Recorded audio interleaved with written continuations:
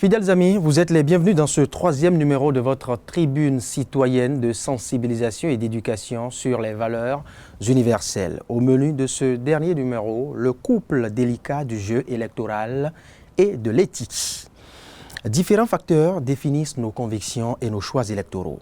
Notre vision du monde, notre rang social, les enjeux et intérêts, les informations dont nous disposons, le contexte social, le moule éducatif dont nous sommes le produit, le type de personnalité auquel nous faisons confiance, notre rapport aux élites politiques et autres considérations, pour ne citer que celles-là.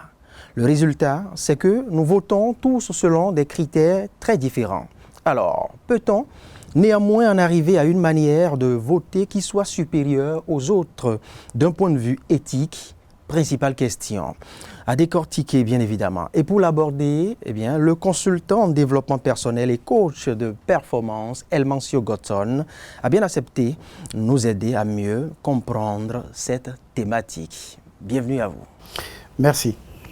Alors, le jeu électoral et l'éthique, je l'ai dit, un couple assez délicat à unir, à retrouver dans une union. Et c'est bien sûr ce que nous nous sommes confié comme mission.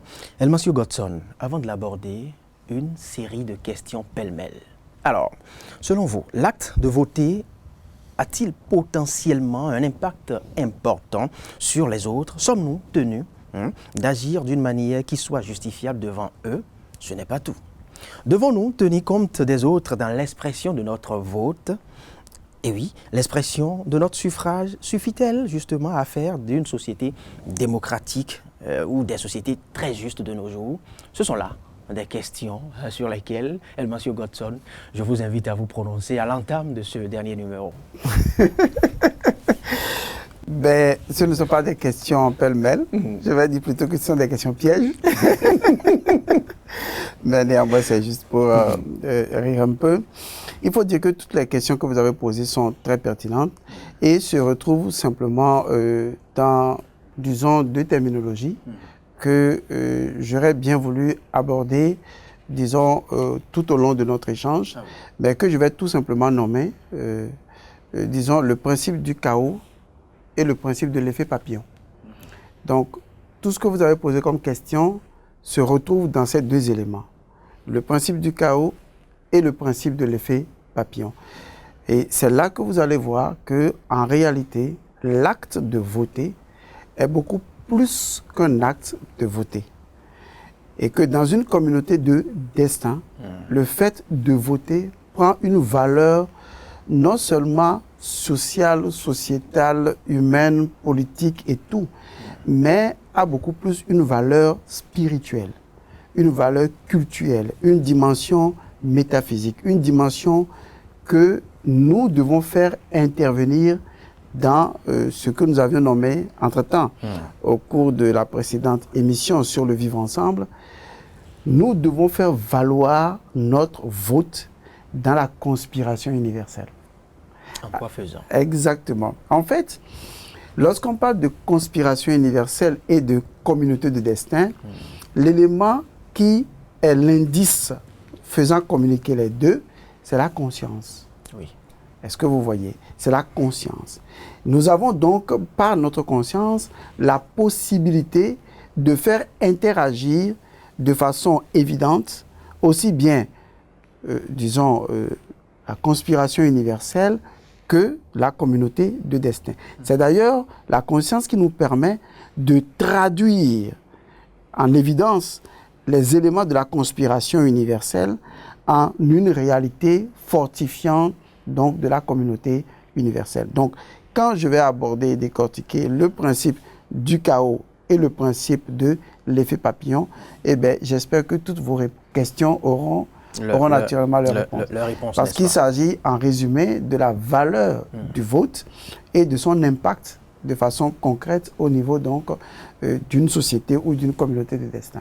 Alors, Elmancio Godson, revenons maintenant à notre thématique à proprement parler. Comment, selon vous, devrons-nous comprendre l'éthique et sa force de persuasion, la force de persuasion de la morale? D'accord. Alors, dans une précédente émission, nous avions déjà défini ce qu'est l'éthique et montré tout simplement que l'éthique, c'est, disons, les réflexions ou un ensemble de réflexions, d'introspection sur les motivations de l'agir. Et que la morale, c'est l'ensemble des valeurs d'un peuple, des mœurs, coutumes et tout cela. Alors, pourtant, l'éthique a une force de persuasion. Parce qu'il faut différencier automatiquement ce que l'individu pose moralement comme acte et les motivations qui le poussent à agir. Et donc, on ne peut pas dissocier le jeu électoral de l'éthique.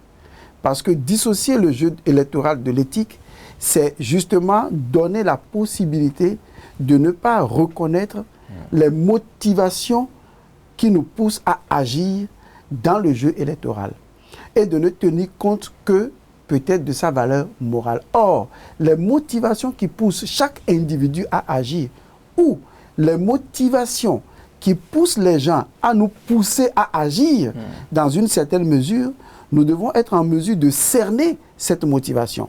Un exemple simple. Vous avez un monsieur qui décide d'aider votre fille qui a un certain âge mature, peut-être, ou adolescente, à aller à l'école ou à faire un certain nombre de choses. Et il se propose d'être gentil. D'accord. Le fait d'aider, c'est un acte moral qui n'est pas répréhensible en soi. Et donc, il peut contribuer parce que vous le connaissez, parce qu'il connaît la famille, parce qu'il a des relations privilégiées et tout. Ça, c'est ce que moralement, nous pouvons cerner de la chose. Et on ne peut rien à redire à cela. Et donc, généralement, on se laisse parfois tromper par le fait que l'acte moral est complètement juste, mais au fait, à long terme, on se rend compte que peut-être les motivations réelles de la personne à poser un acte apparemment moral, ces motivations étaient complètement différentes. C'est tout autre. Et un jour, eh ben, c'est une chose que j'invente, je le dis comme ça, un jour, notre fille arrive à la maison et elle arrive avec une grossesse et elle dit, c'est le tonton d'à côté qui a fait ça. Donc, du coup, on se rend compte que quelle était réellement la motivation du tonton d'à côté pour avoir posé un acte qui apparemment n'avait pas d'éléments répréhensibles. Donc, on se retrouve à se poser des questions. Donc, il faut faire aujourd'hui de l'éthique la force qui va persuader la morale à suivre son propre code interne. Parce que si nous, pendant le jeu électoral, nous n'analysons pas vraiment, je dis bien vraiment, les motivations de l'agir, nous ne pouvons pas faire de bons choix. C'est ce qui nous amène à réfléchir par nous-mêmes, à requérir notre propre autonomie individuelle. Parce que quand l'autre, moralement, nous impose un acte en disant, oui, on se réveille un matin, on distribue des cadeaux à tous ceux qui sont dans le quartier. D'accord, moralement, il n'y a rien à redire. Ou bien, je distribue de l'eau à tout le monde, je mets là un puits, là, tout le monde n'a qu'à venir puiser de l'eau, gratuit. Mais ça, moralement, c'est acceptable. Mais quelles sont les motivations? Donc, je voudrais que ça peut cacher motivation. Donc, dans un jeu de pouvoir, dans un jeu électoral comme les élections en vue, il y a le fait que chaque citoyen doit pouvoir posément, tout en reprenant sa propre souveraineté intérieure, individuelle, se poser des questions plus pertinentes. Parce que le problème, c'est qu'on pose des interrogations, mais on ne pose pas des questions. Poser une interrogation, c'est supposer qu'il y a une réponse quelque part que je veux avoir. Poser une question, c'est obliger les trois cerveaux, c'est-à-dire le cerveau reptilien, le cerveau limbique et le cerveau néocortex, à faire ce qu'on appelle une quête. C'est-à-dire à pousser plus loin la conscience, à réfléchir à quelque chose à laquelle on n'avait pas pensé avant, à mettre la conscience dans une dimension imprévisible et à lui donner la possibilité et l'autonomie de se reprendre en charge. Et donc, l'éthique fait ça. L'éthique permet de déceler, de détecter derrière les actes moraux, derrière les discours, derrière ce qui se passe, de déceler les vraies motivations en se posant juste encore et encore la même question. Pourquoi? Pourquoi? Pourquoi? Et à un moment donné, notre conscience fait le tri et cherche à voir au-delà. Ce qui nous impose également à nous-mêmes de ne pas vendre notre voix. Parce que si je dois avoir une autonomie, une souveraineté dans ma propre éthique, me permettant d'avoir une meilleure réflexion sur les motivations que les autres doivent poser et sur les miennes propres, je dois avoir vraiment une indépendance personnelle. Je ne dois pas être dépendant d'un conditionnement extérieur, où on ne doit pas m'obliger, on ne doit pas me positionner dans un environnement où je dois, disons, répondre à un devoir parce que j'ai fait souscrire ma conscience, vous voyez, à quelque chose qui ne devrait pas l'être. Du coup, je suis moi-même esclave et par conséquent, l'autonomie de réflexion, la possibilité d'introspection, la capacité de remonter dans l'éthique pour déceler les vraies motivations de la vie, je ne l'ai pas. Donc, recueillir sa conscience nécessite donc cette introspection éthique-là. Elmasio Godson, comment pourra-t-on imprimer l'éthique au jeu du pouvoir politique? Il faut dire que ce qui me gêne des fois, c'est que lorsqu'on parle du jeu politique, on veut tout de suite mettre l'éthique à part. De telle sorte qu'aujourd'hui, quand on parle du mot politique, tout le monde a tendance à penser que en politique, il y a toujours des choses, bon, il y a toujours on ne va pas du faire faux. Il y a toujours du faux, il y a ceci, cela. Alors que si on doit pouvoir ramener un mot synonyme de politique, c'est le mot éthique. Ah oui? Mais bien sûr, parce que la politique, c'est l'instance du pouvoir, d'accord, du pouvoir suprême. Mais qui dit pouvoir parle de quelque chose d'immatériel. Ah oui. Parce que quand on parle de pouvoir, saisissez le pouvoir. Le pouvoir est d'abord une chose immatérielle. Au départ, si on fait l'apologie du pouvoir, le pouvoir vient d'où? Le pouvoir politique que nous exerçons aujourd'hui vient de nos rois, de la royauté. Et si on retourne à l'Égypte antique, le pouvoir avait quelque chose de divin. Vous voyez? Ah oui. C'est quelque chose de divin. En fait, utilisons un mot plus simple, c'est quelque chose d'immatériel. Parce qu'on ne sait jamais réellement ce qu'est le pouvoir. Mais ce que nous savons, c'est qu'il impacte les gens. Il met en jeu des vies humaines. Cela suppose alors que, en fait, le pouvoir, c'est tout simplement mettre à la pointe toutes les vies humaines d'une communauté de destin. Et donc, dans le jeu du pouvoir, c'est la vie humaine qui sont jouées. Or, la vie humaine est en soi-même un pouvoir. Et l'addition de plusieurs vies humaines confiées, d'accord, à un pouvoir exécutif devient un pouvoir suprême. Donc, qui parle de pouvoir parle forcément de quelque chose d'immatériel et parle d'enjeux de vie humaine sur une échelle incontable. Pendant que vous êtes là et après, quand vous ne serez pas là, ça aura toujours ses conséquences. Maintenant, je vais vous dire quel est ce que je vais appeler la nature même du pouvoir. C'est que vous demandez aujourd'hui à quelqu'un que veut le pouvoir. Une seule chose viendra à l'esprit.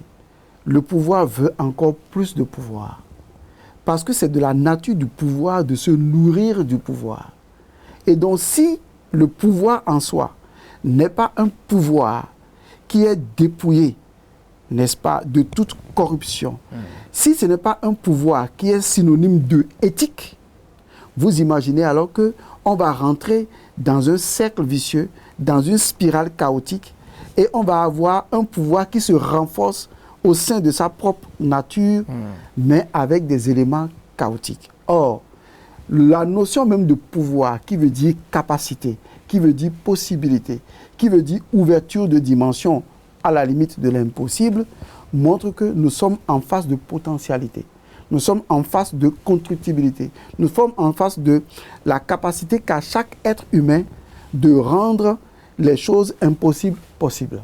Et c'est ce que le pouvoir est censé faire. Et c'est la raison pour laquelle le pouvoir ne peut pas être dissocié des valeurs universelles. Car les valeurs universelles sont les principes et les codifications par lesquelles nous pouvons agir avec la nature, agir sur la nature, agir à travers la nature et agir de concert avec la nature. Donc un pouvoir est forcément divin. Et si ce couple, tel que vous le définissez, l'éthique et le jeu du pouvoir politique, si nous l'admettons ainsi, comment le pouvoir politique pourra-t-il exprimer l'éthique? D'accord. Le pouvoir politique, pour exprimer l'éthique, est obligé de passer par les valeurs, c'est-à-dire les exprimer à travers les mœurs, à travers... En fait, quand on dit pouvoir politique, ou revenir par exemple au mot, je fais un peu un petit jeu de mots, on dit gouvernemental. D'accord? Le mot gouvernemental, c'est un ensemble de mots qui signifie tout simplement gouverner le mental. Vous voyez? Or, le mental, le mot mental, dans son origine, dans son étymologie, vient du mot mana ou du mot mélanine, qui est lié à une fonction dans notre cerveau qu'on appelle la fonction capacitaire. Est-ce que vous voyez? Donc, en réalité, le gouvernement, donc gouvernemental, a pour fonction de diriger les fonctions capacitaires de tous les citoyens résidant sur un territoire. Et donc de voter les lois, de prendre des décisions qui optimisent les capacités de tous les citoyens afin de produire et de faire évoluer, de rendre l'impossible possible.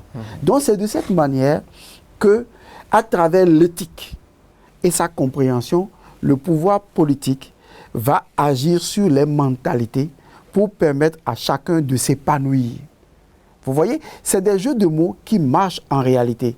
Si par exemple un pouvoir politique possède ce que j'appelle une cartographie des mentalités sur un territoire donné, ça veut dire que le pouvoir politique va approcher telle ethnie selon sa façon de fonctionner, telle ethnie selon sa façon de fonctionner et telle autre selon sa façon de fonctionner.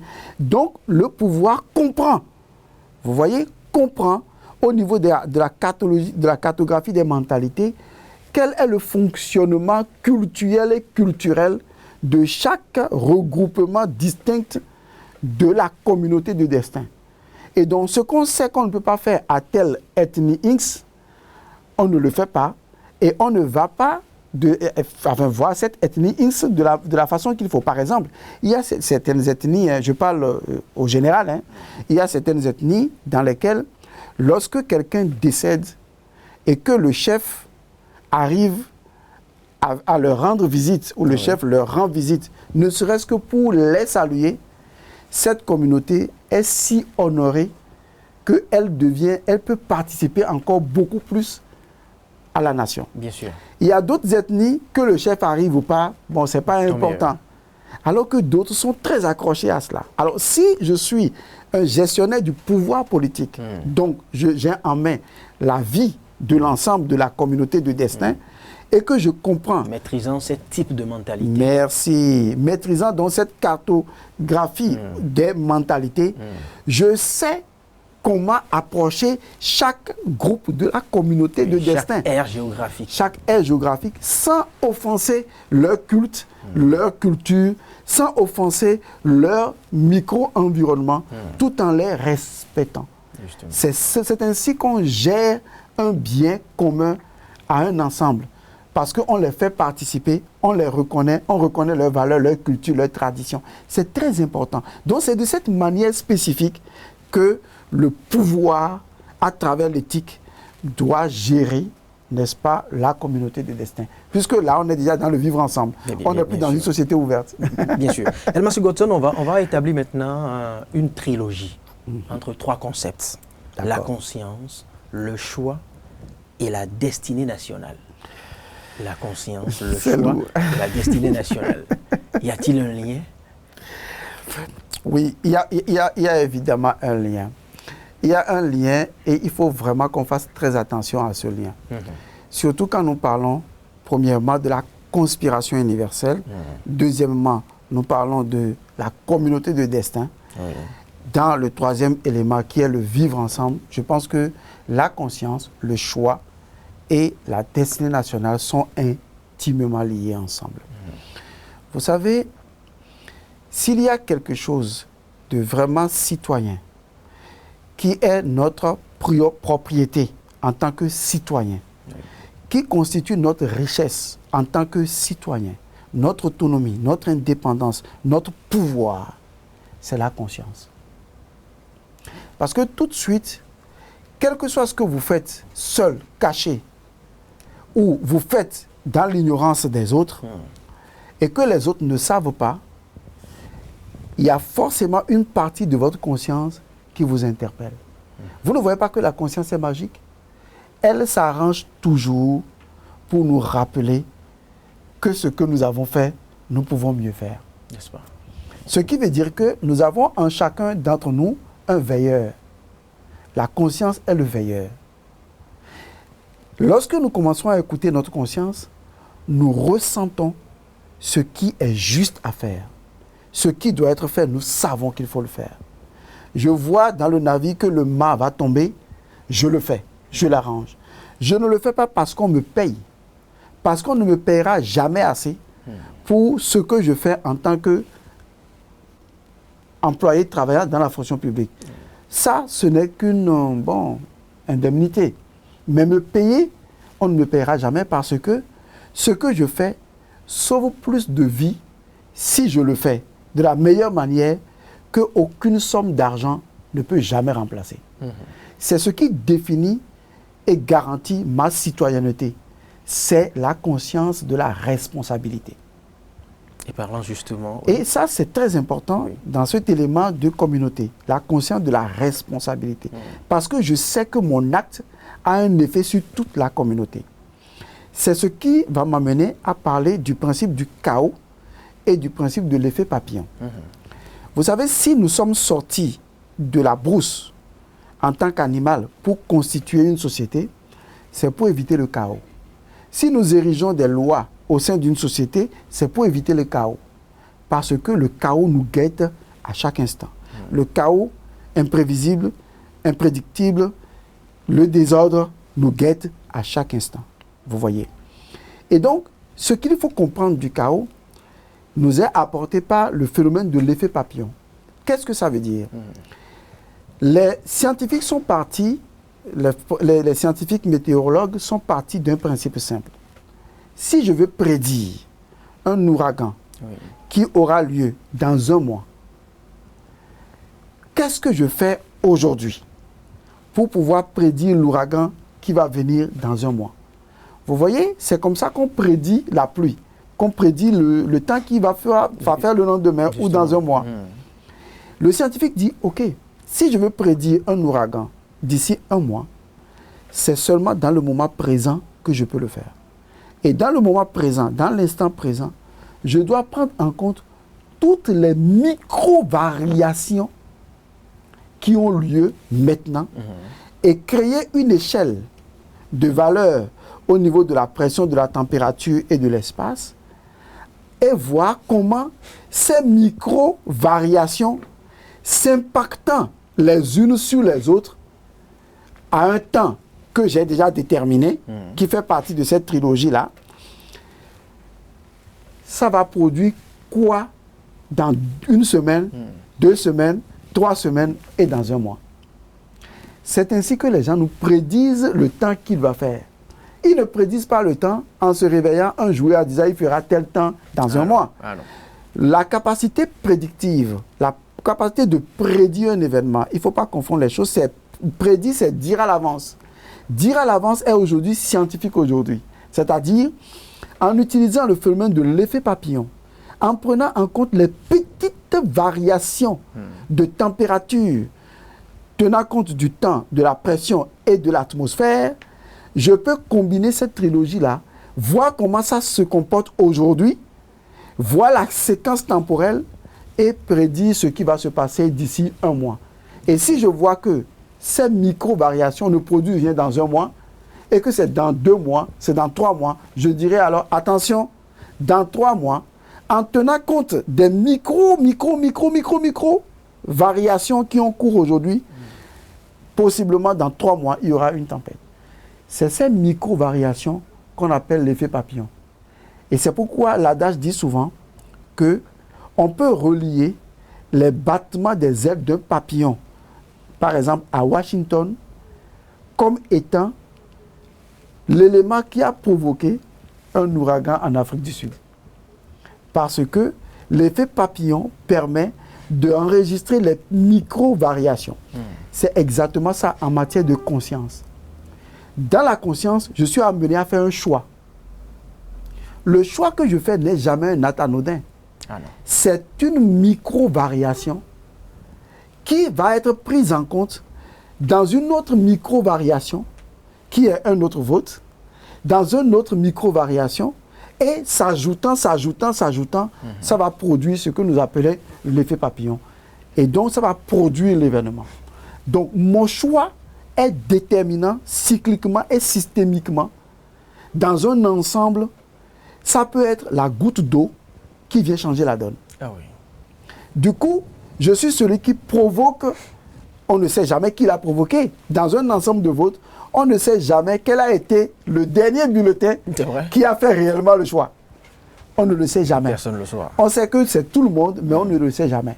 Et donc, à partir du moment où ma conscience est libérée de toute tractation et que ma conscience a retrouvé son autonomie d'exercice, sa souveraineté, et que je peux faire le choix en tenant compte de ma propre éthique, donc de ma motivation ou de ma propre réflexion sur mes motivations d'agir, je participe à une destinée nationale.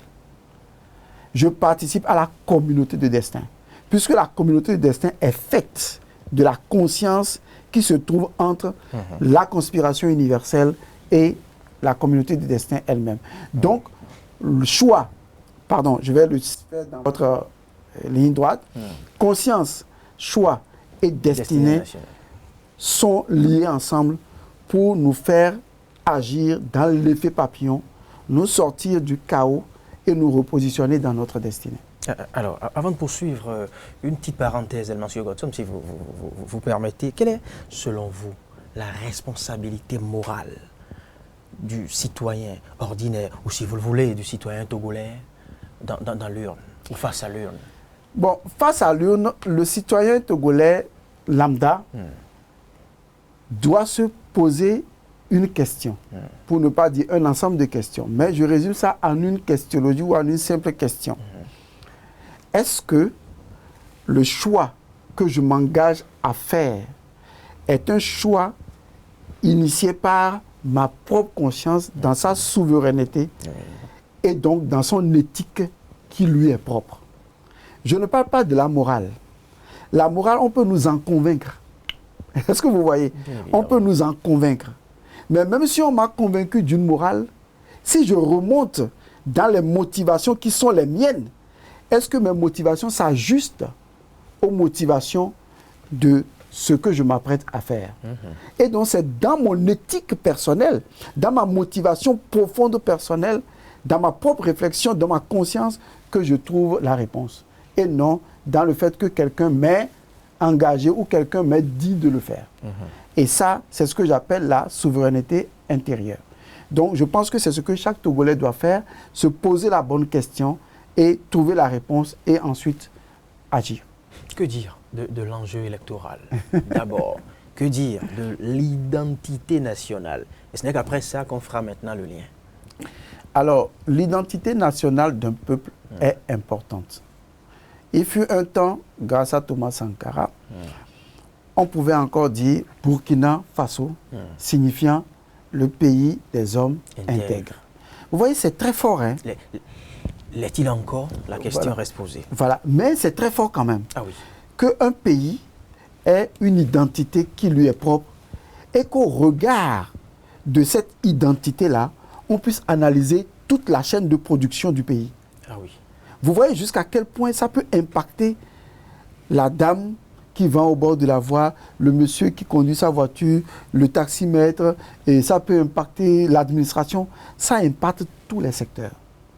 Un pays sans identité nationale ne va pas savoir sur quelle ligne de conduite universellement et au niveau national le pays fonctionne.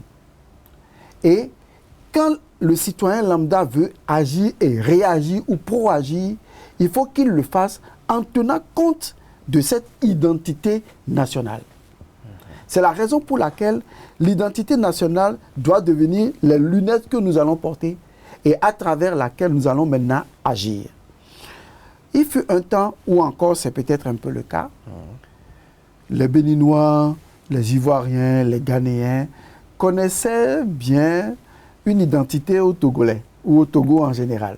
Oui. Et c'est tellement devenu, c'était tellement à la mode qu'on avait les sommets, Lomé 1, Lomé 2, tout se passait généralement à Lomé parce que tout le monde était d'accord, était unanime, personne ne pouvait le nier. Le Togo est une terre d'accueil. Hospitalière. Exactement. On sait que les Togolais sont accueillants. On le sait. C'est de nature, c'est culturel, c'est culturel, c'est fondamentalement enraciné. À un moment même donné, intrinsèque. vous demandez à certains amis béninois, à l'époque, c'est juste pour rire, ils se disaient, mais si vous allez à Lomé, mais la femme béninoise commence à pleurer. Parce qu'elle se dit, mon mari va à Lomé, on sait que les Togolaises, elles sont très accueillantes, elles savent tenir un homme. Même si ce n'est qu'une idée, on sait très bien, tout le monde est unanime là-dessus, le Togo est un pays vraiment chaleureux d'accueil. Mais dont on n'ignore pas aussi le savoir-faire diététique. exactement, merci. Ou de la matière de culinaire. propreté, culinaire et tout le reste. C'est très important. Mais est-ce que nous avons su faire de cette valeur-là Une marque. non, une marque, merci, une marque identitaire. À un moment donné, et je vais aller plus loin, on parlait même du Togo comme étant la Suisse de l'Afrique. Ah oui. Parce que, prenons un exemple, la Suisse qui accueille tout, où on ne peut pas y entrer et faire une autre loi que la loi de ce pays Bien qui sûr. accepte tout, on se disait que Togo était la ville de lumière, mais c'était également la Suisse de l'Afrique. Pourquoi n'avons-nous pas cultivé cette identité-là? Parce que c'est cette identité, si nous la cultivons, nous nous en approprions nous-mêmes et nous agissons au regard de cette identité les uns avec les autres. Et on lira en chacun de nous cette identité. Exactement. Et nous coupons le cou à toute animalité. Oui. Parce qu'avant, si la jeune fille, même mineure, vient dire à sa famille, papa, je suis enceinte. Ah non. Qu'est-ce qu'on fait d'abord? On t'accueille d'abord. Même si on dit que c'est le monsieur là qui est responsable, on fait quoi d'abord? On accueille. On ne prend jamais une machette et on court derrière. Jamais. Dans d'autres pays, les gens font ça. Mais ici, au Togo, qu'est-ce que les gens font? On dit, ah bon, on accueille d'abord, on reçoit. On fait ce qu'on appelle bobo, c'est-à-dire une forme de rassemblement, et on s'assoit et on écoute les parties. Et dans ces rassemblements, il y avait quelque chose de génial. On cherchait toujours à trouver une solution. C'est magique. C'est le pouvoir de l'accueil. Regardez, dans une société, celle qui a l'accueil, vous venez tempêtant, énervé contre le service de la société, mais elle arrive toujours à vous calmer, à diriger autrement votre colère Et ça, les à vous avoir. firmes modernes, les sociétés modernes l'ont très bien compris. Exactement. Et c'est pourquoi dans le privé, ça marche. Parce que la personne veut relever le défi. Surtout dans le privé. Exactement. Parce que le service accueil est la vitrine de votre société. Ah oui. Donc, l'identité nationale d'un peuple est la vitrine de ce peuple. Or, le Togo a réussi la magie de l'accueil. Mais la seule chose qu'il faut faire aujourd'hui au Togo, dans notre pays, c'est mettre en place non seulement l'idéologie de l'accueil, mais l'éducation de l'accueil, afin que cette valeur précieuse, on ne la perde jamais. Donc, quel que soit ce que vous allez faire pendant les élections présidentielles ou toute autre élection, quel que soit ce qui va se produire, il faut d'abord appliquer le principe de notre identité nationale. Quel que soit le Ouraya qui va naître ou qui ne va pas naître, quel que soit ce qui va se produire, les bruits et ce qui va arriver, il faut privilégier l'identité. Il faut dire, quel que soit ce qui va se passer, qui va nous arriver dans cette communauté de destin, nous devons nous poser la question, est-ce que nous n'allons pas d'abord accueillir ce qui se produit? Comme au service accueil, le gars arrive en colère pour dire que le service est chiant, mais à l'accueil, on l'accueille, on le reçoit, on lui donne de l'eau. On dit, monsieur, veuillez vous asseoir. Monsieur, de quoi il s'agit? On l'écoute, on comprend. Pourquoi? Parce que nous savons une chose qui va vous étonner. Les choses ne sont pas toujours ce qu'elles paraissent être. Et ça, c'est ce qui est important à savoir. Les choses ne sont jamais toujours ce qu'elles paraissent être. C'est là que il faut dépasser la première glace. Exactement. C'est ce que dit le développement personnel. Il dit que ce n'est pas ce qui arrive qui est important. C'est la façon dont on perçoit ce qui arrive. Ah oui. Ce n'est pas ce qui arrive qui est important. C'est la façon dont on perçoit ce qui arrive. Et ce qu'on en fait. Exactement. Je prie tous les Togolais. Au moment des élections présidentielles ou des élections qui vont suivre, de toute autre élection, de tout autre jeu électoral, quel que soit ce qui va arriver, je vous en prie, dépassez toujours la première impression. Car les choses ne sont jamais ce qu'elles paraissent être. Si quelqu'un vous dit que les choses sont toujours ce qu'elles paraissent être, la personne vous a menti. Parce que souvent même, c'est en évoluant avec les gens que vous arrivez à mieux comprendre leur motivation, au-delà même de ce qu'on vous a présenté de la personne. On peut venir vous dire que telle personne est mauvaise, telle personne est... Vous n'avez jamais côtoyé la personne, mais vous dites en même temps, je ne t'accepte pas, parce qu'on a entendu dire. Mais quelles sont les motivations qui ont poussé l'autre à parler comme ça de l'autre? Peut-être que les deux ne s'entendent pas. Mais ça ne veut pas dire que moi et la personne, on ne va pas s'entendre. Ça dépend des motivations qui les ont reliés ensemble, qui ne sont pas les mêmes que nous. Et je pense qu'il nous faille davantage nous accorder sur ce principe. Exactement. Bien sûr. Ce qui compte, c'est l'intérêt national. Exactement. L'identité nationale. L'unité nationale. Voilà. Ce qui compte, c'est le Togo et non la volonté individuelle. Exactement. Et non les intérêts égoïstes. Il faille privilégier l'intérêt national. L'intérêt national. L'intérêt national se trouve dans l'identité nationale. Ah oui. Et donc, dans cette identité nationale du Togolais qui est très accueillant, il faut que le Togolais s'accueille lui-même. C'est-à-dire que chaque Togolais doit apprendre à accueillir chaque Togolais. Parce qu'après tout, on est dans une communauté de destin. Ah oui. Et nous sommes là par la force de la conspiration universelle. Justement. Et par conséquent, chaque Togolais n'a pas choisi d'être Togolais. Non, il n'a pas choisi d'être Togolais. Il n'a qu'à me dire qu'il a choisi d'être Togolais. Personne n'a choisi. Avant de naître là, j'ai choisi d'être Togolais, mais il faut se poser la question. On s'est retrouvé là par une conspiration universelle de nos propres consciences qui nous a mis là. Et ce n'est pas un fait anodin. Non, pas du tout. C'est même le premier fait. Donc il faut respecter ce principe déjà. Il faut respecter ce principe qui nous a fait nous mettre ensemble. Et deuxièmement, nous sommes dans une communauté. Troisièmement, quel que soit ce qu'un Togolais fait, il ne faut jamais penser que les choses sont toujours ce qu'elles paraissent être. Les choses ne sont jamais ce qu'elles paraissent être.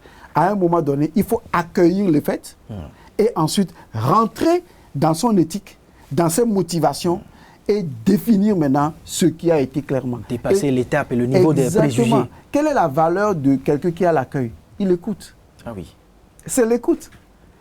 Écoutez-vous. Dans une vie de couple où le père n'écoute pas la femme, où la femme n'écoute pas, où les enfants n'écoutent pas, c'est le chaos. Il faut que nous nous écoutions. Quel que soit ce que l'autre dit, tant que vous ne l'écoutez pas, que vous ne l'entendez pas et que vous ne le comprenez pas, ça n'avancera pas. Il ne faut pas écouter ce que vous pensez de la personne. Vous voyez, il faut l'écouter vraiment. Un jour, on a envoyé un monsieur qui était au service client aller démarcher un richissime homme d'affaires pour investir dans une société. Tous les précédents qui avaient été envoyés n'avaient pas réussi la mission parce que le richissime ne voulait vraiment pas investir dans la société. Donc finalement, un jeune homme a décidé de relever le défi. Il va voir l'homme richissime à la maison, le salue et rentre dans son salon, il le fait asseoir, il le salue poliment et lui dit, ben voilà, je suis venu pour vous présenter encore une fois notre société et souhaiter que vous rentrez dans les actions, dans l'actionnariat, etc. Bon, le monsieur, après l'avoir écouté, a commencé à lui raconter sa vie. Et qu'est-ce que, comment on appelle, le commercial a fait? Eh bien, le commercial a dit, ah bon, mais monsieur, votre vie, elle est intéressante. Dites-moi plus. Et qu'est-ce qui s'est passé? Au fur et à mesure que le richissime homme lui parlait, il prenait les détails de ce qu'il disait pour le relancer. Chaque fois. Il voulait comprendre ceci, il voulait comprendre ça. Et en fait, il y a une forme de passion qui a commencé à animer l'homme. Il avait l'oreille attentive. Il avait un véritable service d'accueil. Il savait écouter. Tout simplement. Le monsieur savait écouter. Le commercial avait l'écoute. Il n'était pas venu en disant « on a un besoin, satisfaisez notre besoin ». Non. Il est venu, il a écouté l'autre. Et je vous assure, pendant 3 heures de temps, le richissime homme a parlé pendant 3 heures. Il n'a pas bougé. Et finalement, l'homme qui dit « waouh, monsieur, mais vous êtes formidable pour la conversation, vous conversez très bien avec moi ». Et pourtant, pendant 3 heures, le monsieur n'a pas placé un seul mot. Il n'a fait que le relancer. Pourtant, il a estimé qu'il a été un bon Autrement dit, il a su le mettre en confiance. Il a su le mettre en confiance, il l'a écouté, et l'autre a pu se déverser, il a parlé. Et sans qu'il ne lui pose la question encore à nouveau, monsieur, voulez-vous investir? L'autre lui dit, ben, de toute façon, vous étiez venu pour que je puisse investir chez vous. Ben, je vous donne mon accord. Vous voyez, il faut simplement s'écouter. Je ne veux pas dire s'écouter, puisque ce n'est pas ça l'identité. Il faut simplement s'accueillir. S'accepter. S'accepter. S'accueillir, c'est mieux encore pour moi parce que, vous voyez, c'est le principe de l'eau. Prenez aujourd'hui l'eau. L'eau accepte tout. Ah oui. Vous mettez même une épée, vous voulez fendre l'eau, l'eau accueille. L'eau s'ouvre et accepte l'épée. Un avion qui tombe dedans, l'eau l'accueille. La mer l'accueille. Qu'est-ce que l'eau ne peut pas accueillir? Quel récipient dont l'eau ne peut pas prendre la forme? Le Togolais doit être si accueillant qu'il doit s'adapter à toute forme de tout ce que fait un citoyen et l'accueillir. Et après l'accueil, on trouve une solution. Donc, la violence ne fait pas partie du service d'accueil. La violence ne fait pas partie de notre identité nationale. Si quelqu'un vous dit que la violence fait partie de notre identité nationale, ça, c'est faux. La violence ne fait pas partie de nous, Togolais. Ça ne fait pas partie de notre identité nationale. Notre identité nationale, nous sommes un pays d'accueil, un pays accueillant. Et à l'accueil, il n'y a pas de violence. À l'accueil, on accepte tout le monde. On fait bobo, on s'assoit, on parle ensemble, on trouve les solutions ensemble. C'est ça qui nous définit. Et même quand on viendra à proposer cette violence de quelque part aux citoyens togolais, eh bien le citoyen lambda doit se rappeler cette identité. Je vais poser la question autrement, pour que tout le monde nous comprenne. Vous rencontrez un cocotier et vous proposez au cocotier de pousser de la banane. Qu'est-ce que le cocotier va vous dire? Il va vous dire, monsieur, je suis un cocotier et vous me proposez de produire de la banane. Ça ne va pas chez vous? C'est d'une incongruité incroyable. Ça veut dire qu'un arbre ne peut produire que ce qui vient de sa nature. Ah oui. Or, notre nature à nous, Togolais, dans notre identité intrinsèque, c'est que nous sommes un pays d'accueil. Alors, si quelqu'un vient me proposer de la violence, il perd son temps, puisqu'il me propose de produire de la banane alors que je suis un cocotier. Il me demande de produire, comment on appelle, du raisin, alors que je suis tout simplement un manguier. Dans l'identité d'un peuple, on retrouve la nature fonctionnelle de ce peuple. Et quand ce peuple s'approprie son identité, plus personne ne peut lui proposer quelque chose qui soit en dehors de son identité. Ah oui, vous l'avez dit. Et ça, c'est le pouvoir d'un peuple, son identité nationale. Notre pouvoir en tant que Togolais, c'est que nous sommes un pays d'accueil. À l'intérieur de nous-mêmes et face à l'extérieur. Et nous devons en faire ce tourisme-là. Monsieur Godson, je vous sais grand instructeur, je ne vous sais pas que coach en développement personnel. Vous n'allez pas même pas quitter ce plateau sans vous adresser à la jeunesse togolaise. Alors, à la jeunesse togolaise, la fougue juvénile, c'est comme ça que je l'appelle, la fougue juvénile. Il fut un temps où, lorsque les premiers chevaliers voulaient dresser les chevaux, ils avaient un profond respect pour les chevaux parce que un cheval, c'est un moteur très puissant. C'est d'ailleurs là qu'est née l'idée de une voiture avec des chevaux. Parce que, entre-temps, les gens avaient vu qu'un cheval est un animal difficile à maîtriser. Et pourtant, c'est avec les chevaux qu'on a pu faire des conquêtes, qu'on a pu aller plus loin. Et les chevaux sont devenus des voitures, bien même des motos, bicyclettes à l'époque, et aujourd'hui des voitures, et on parle de voitures tels chevaux, telle puissance, etc. La jeunesse est la postérité. Dans l'hymne national du Togo, quand nous parlons de la postérité, nous parlons de la jeunesse. La jeunesse, c'est toute personne potentiellement capable de produire un futur. Un futur selon la destinée de la communauté de destin et selon les valeurs universelles. Vous êtes jeune, vous êtes dans la fougue juvénile, votre force, votre pouvoir, votre puissance, c'est au service de la construction d'une nation togolaise unie, prospère, garante des valeurs universelles, de l'identité nationale. Un cheval, lorsque sa puissance est domestiquée, il nous permet d'aller encore plus loin qu'on n'ait jamais été. Alors je vous en prie, jeunes Togolaises, jeunes Togolais, permettez à cette nation d'aller plus loin où elle n'a jamais encore été, de rendre l'impossible possible et de rendre l'incroyable croyable et de faire de nous tous un pays uni, prospère et accueillant. Voilà le message que je laisse à la jeunesse, un message éternel à la postérité qui est pour moi le véritable pouvoir de ce pays. Je pense que il le fallait, ce message, Elmancio Godson. La conspiration universelle a voulu que vous me demandiez de le faire. Oui, il le fallait, ce message. Merci. Votre mot de la fin. Je vous remercie. Je remercie votre éloquence. Je remercie la dextérité avec laquelle vous avez su me faire sortir de mes gants. Je vous remercie. Il vous fallait pour que l'émission soit parfaite. Je voudrais remercier vraiment du fond du cœur tous les techniciens qui sont dans l'ombre, qui ont su faire de cette magie une réalité. Je pense que quelque part, ils font tous partie de cette communauté de destin, ces amis qui sont avec nous, qui ont réalisé cette émission avec nous et qui ont voulu qu'en regardant cette émission, qu'il se produise véritablement un miracle vers le meilleur. Et je voudrais m'adresser à vous, peuple togolais. Je voudrais m'adresser à vous, population togolaise. Je voudrais m'adresser à vous, femmes togolaises, hommes togolais. Vous êtes mieux que vous ne le pensez.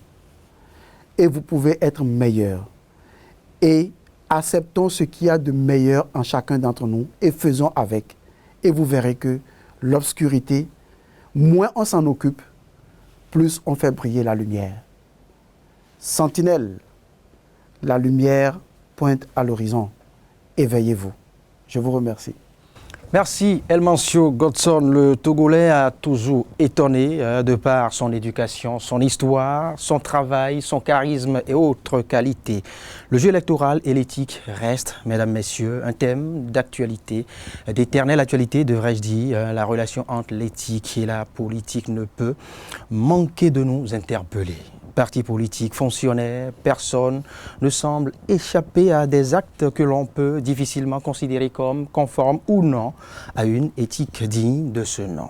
Il ne nous revient pas de disséquer d'autres, justement, des points ou de faire de la casuistique, non plus, mais simplement d'analyser la relation plus ou moins délicate entre la politique et l'éthique, autrement dit le jeu politique et l'éthique.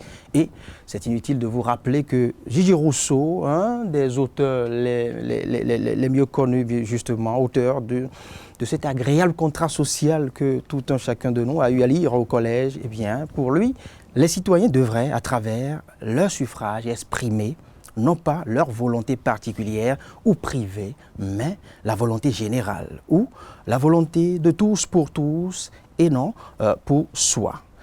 Et c'est ici que prend fin ce dernier numéro de cette tribune de sensibilisation, d'éducation, d'enseignement sur les valeurs universelles qui a reçu sur ces 3 numéros, vous le savez, Elmancio Godson. Il est coach de performance, il est instructeur spirituel aussi, ça il ne nous l'a pas dit, mais on vous le souffle pas ici. Merci de nous avoir suivis et je vous souhaite de passer un très bon moment à suivre nos programmes.